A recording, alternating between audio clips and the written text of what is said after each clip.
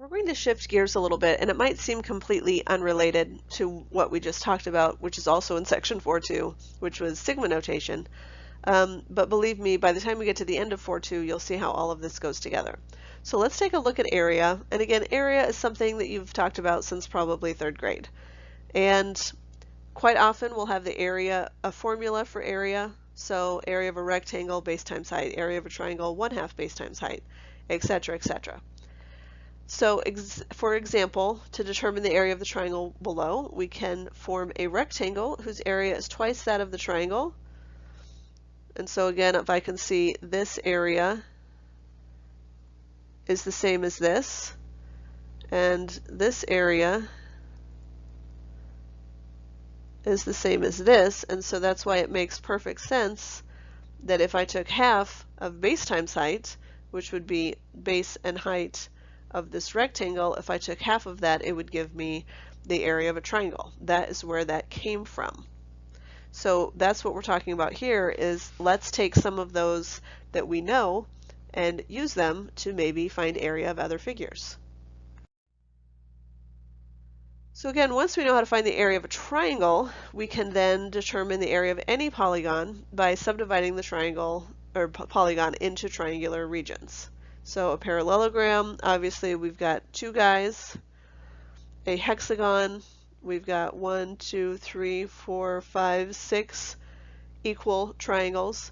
A polygon, this one's a little bit trickier because notice I do have 3 different triangles, but they're all different, whereas these guys are the same. So I could find 1 triangle and take it times 2, so 2 times 1 triangle. This one I would take 6 times 1 triangle and get the same area. For a polygon, I'd have to do each one separately. So we know how to do this for polygons now. Polygons meaning a figure with many sides and many angles. Gon actually means angle, so polygon is many angle figure. But what if I wanted to say find the area of a circle? Well, obviously we know a formula for that now, but back in the day they did not. So how did they do it? How did they find the area of a circle before we knew the formula for the area of a circle, or where did that even come from? So notice, essentially what they did is they said, well, if we take this circle, we can find a figure, a polygon, that goes inside, and the area of this would be less than the circle. And then we could find a polygon that goes on the outside, and if we did that, we know this would be more than the circle. And so we would know the real thing is somewhere between these 2 values.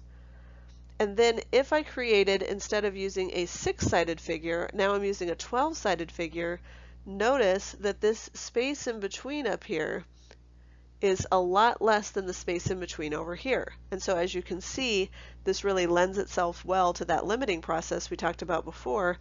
As I increase n, this figure or the estimate that I come up with is going to be closer and closer and closer to the actual value.